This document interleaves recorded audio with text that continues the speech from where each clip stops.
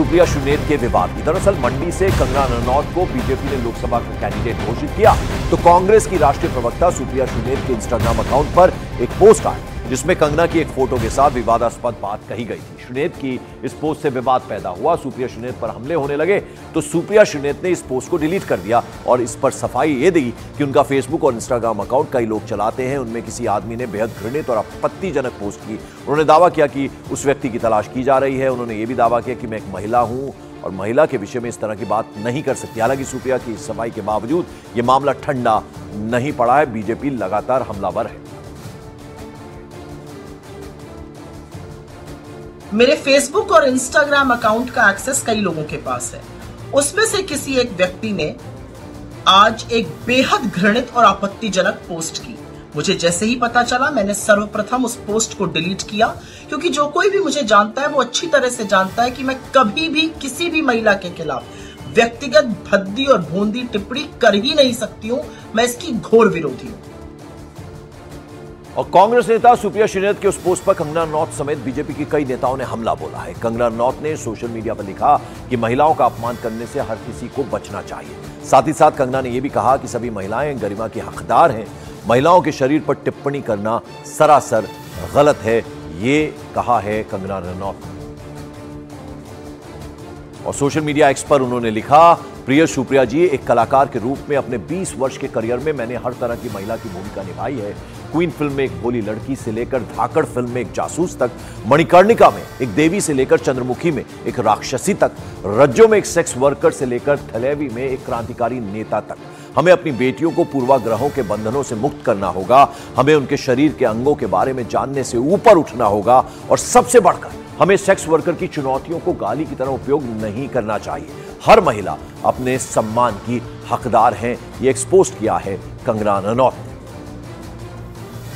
और अरुण सिंह हमारे सहयोगी लगातार हमारे साथ बने हुए। अरुण, अब ये लगातार बीजेपी की तरफ से मांग उठ रही है कि वो या तो माफी मांगे और साथ ही साथ चुनाव आयोग में एनसीडब्ल्यू जा रहा है और अभी तक किसी शीर्ष नेता ने इस पर टिप्पणी नहीं की है। इसको लेकर बीजेपी लगातार हमलावर है। देखिए, सुप्रिया शुनेत से अभी थोड़ी देर पहले मेरी बात हुई थी। उन्होंने कहा था देखिए मैंने पूरी सफाई दे दी और मैं सिर्फ सफाई नहीं दे रही हूँ, मुझे बहुत बुरा लग रहा है और मैं ये बात जांच भी कर रही हूँ अपने स्तर पर कि हमारे दफ्तर में जिन लोगों के पास एक्सेस था उनमें से किसने ये बदमाशी की है। तो वो अपनी तरफ से उनका ये कहना था कि मैं जांच भी कर रही हूँ और जो दोषी होगा उसके खिलाफ कार्रवाई भी करेगी पार्टी, क्योंकि जितने भी लोग हैं वो प्रोफेशनल लोग हैं जिनको मैंने पासवर्ड अपना दिया था और जो लोग मेरे सोशल मीडिया को हैंडल करते हैं। तो सुप्रिया शुनेत की तरफ से लगातार कहा जा रहा है कि उनका न इरादा ऐसा था, न वो ऐसा कर सकती हैं। और वो खुद भी कह रही हैं कि जब मैं ब्रजभूषण शरण सिंह के खिलाफ मामले उठाती हूँ, भारतीय जनता पार्टी के नेताओं के खिलाफ इस तरह के मामले उठाती हूँ, तो मैं ऐसा कैसे कर सकती हूँ। लेकिन बीजेपी लगातार हमलावर है और बीजेपी उनसे सवाल पूछ रही कि अगर ऐसा है तो आपने एफआईआर क्यों दर्ज नहीं कराई, आप पुलिस के पास क्यों नहीं गई, आपको कंप्लेंट करना चाहिए। और नेशनल कमीशन फॉर वुमेन ने भी इस मामले में हस्तक्षेप अब कर दिया है। तो जाहिर सी बात है आने वाले दिनों में पंकज इसकी जांच होगी और ये तय हो जाएगा उसमें। पर अरुण, सीधे सीधे आपके ट्वीट कौन है, आपके ट्वीट कौन हैंडल कर रहा है, आपका इंस्टा कौन हैंडल कर रहा है, जिम्मेदारी तो आपकी है ना। कोई आपसे बिना पूछे कैसे कोई ट्वीट कर सकता है? या तो हैक हो गया हो तो बात अलग है, लेकिन अगर 6 लोग हैंडल कर रहे हैं, जिम्मेदारी तो आपकी है। देखिए, प्राइमा फेसाई हमेशा जो भी नेता होता है, आजकल ऐसा है कि प्रोफेशनल लोग संभालते हैं उनके सोशल अकाउंट। जो भी नेता, वो तो सोशल मीडिया की हेड भी हैं, तो उनके पास तो बहुत बड़ी टीम है। हो सकता है उसमें से कुछ लोग संभालते हो, लेकिन आपने एकदम सही कहा, जो अंतिम जिम्मेदारी होती है उस व्यक्ति की होती है जिसके नाम से हैंडल है या जिसके नाम से हैंडल चल रहा है। तो सुप्रिया शुनेत की जिम्मेदारी जरूर बनती है, लेकिन उनका यह कहना था कि मैं सोशल मीडिया की हेड हूं, तो कई लोग हैं जिनको एक्सेस है मेरे अकाउंट्स में, तो उनमें से किसने ये किया कि मैं उसको पता कर रही हूँ, तैयारी कर रही हूँ कि उसके खिलाफ कार्रवाई हो। और दूसरी बात, उन्होंने कहा सोशल मीडिया हैंडल की हमने शिकायत भी कर दी है उस प्लेटफॉर्म पे, मेटा प्लेटफॉर्म पे, कि ये जो उनके नाम से एक पैरोडी अकाउंट बनाया गया, वहां से सामग्री उनके अकाउंट से मेन अकाउंट से कैसे शेयर कर दी गई, इस बात की जांच वो कर रही है इंटरनल रूप से खुद। ठीक, मैं लौटता हूं आपके पास, बने रहे अरुण हमारे साथ। कांग्रेस नेता सुप्रिया शुनेत के विवादास्पद पोस्ट के बाद राष्ट्रीय महिला आयोग एक्शन में है। नेशनल कमीशन फॉर वुमेन ने विवादास्पद पोस्ट को लेकर सुप्रिया शुनेत के खिलाफ शिकायत कर दी। इसके साथ ही साथ भारत के चुनाव आयोग को पत्र भेजकर उनके खिलाफ तत्काल और सख्त कार्रवाई की मांग की है। वहीं एनसीडब्ल्यू की अध्यक्षा रेखा शर्मा ने कंगना रनौत को एक योद्धा बताया और उनके खिलाफ अपमानजनक टिप्पणी की गरिमा के खिलाफ उसे बताया है। तो आपको बता दें, सुप्रिया शुनेत के खिलाफ महिला आयोग का जबरदस्त एक्शन सामने में आ रहा है और एनसीडब्ल्यू ने बाकायदा इसके बारे में चुनाव आयोग से भी सख्त कार्रवाई की मांग कर दी है। राष्ट्रीय महिला आयोग की अध्यक्षा रेखा शर्मा कंगना रनौत के सपोर्ट में जमकर बोली।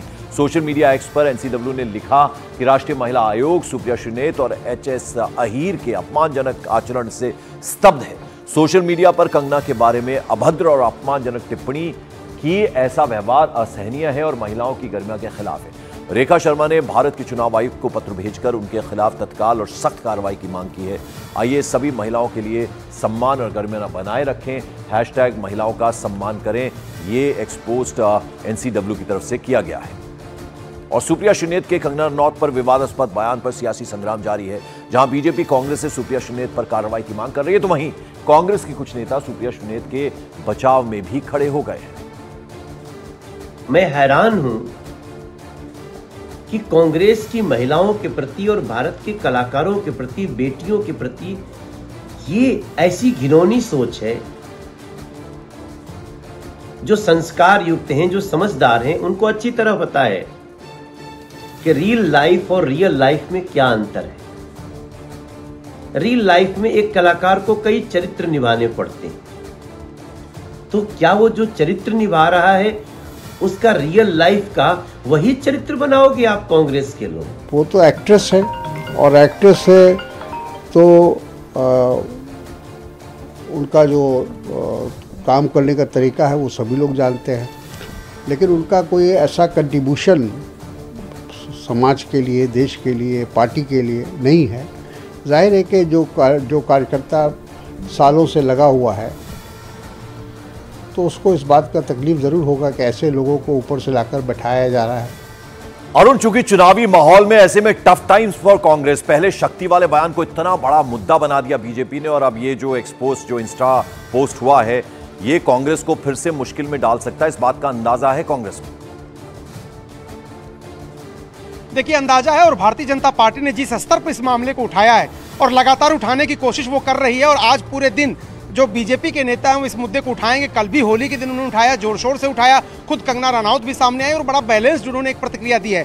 तो बीजेपी चाहती है कांग्रेस को घेरना। सुप्रिया श्रीनेत चूंकि खुद वो एक महिला है और महिला अधिकारों के लिए खासतौर से जो आरोप वो भारतीय जनता पार्टी के नेताओं पर लगाती रही हैं और बड़े ही कड़े शब्दों में लगाती रही हैं, तो खुद भी वो चाहती हैं कि जो जिन लोगों ने भी ये गलती की है उनको सामने लाएं। अगर सामने वो नहीं आते हैं तो जाहिर सी बात है सुप्रिया श्रीनेत पर सवाल उठेंगे, भारतीय जनता पार्टी लगातार हमला करेगी और गांधी परिवार पर भी हमला करेगी। चूंकि गांधी परिवार के 3 सदस्य जो इस समय हैं उसमें से 2 महिलाएं हैं, प्रियंका गांधी और सोनिया गांधी, और दोनों महिला अधिकारों के लिए लड़ती रही है पार्टी के अंदर भी। तो ये सवाल बीजेपी पूछेगी कि सुप्रिया श्रीनेत के पोस्ट पर आपका क्या कहना, और वो तब तक पूछेगी जब तक इस मामले की सफाई नहीं आ जाती या सुप्रिया श्रीनेत उस शख्स को ला के सामने नहीं खड़ा कर देती जिसने ये गलती की है। चलिए, बहुत बहुत शुक्रिया अरुण सिंह इस तमाम जानकारी के। और इस बीच हिमाचल प्रदेश के पूर्व मुख्यमंत्री जयराम ठाकुर ने कंगना रनौत के अपमान को संपूर्ण नारी शक्ति का अपमान बता दिया। साथ ही साथ उन्होंने कांग्रेस से इस पर जवाब देने के लिए भी कहा है।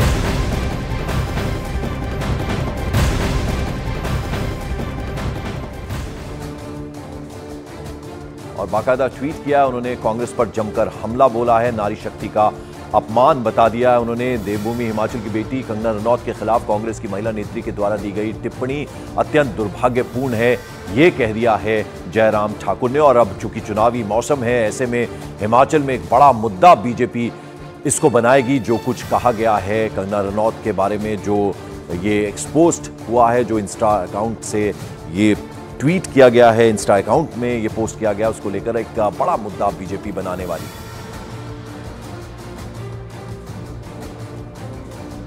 बहुत ही दुर्भाग्यपूर्ण और भद्दी टिप्पणी जो सुप्रिया श्रीनेत ने की है, इसकी हम कड़े शब्दों में आलोचना करते हैं, निंदा करते हैं।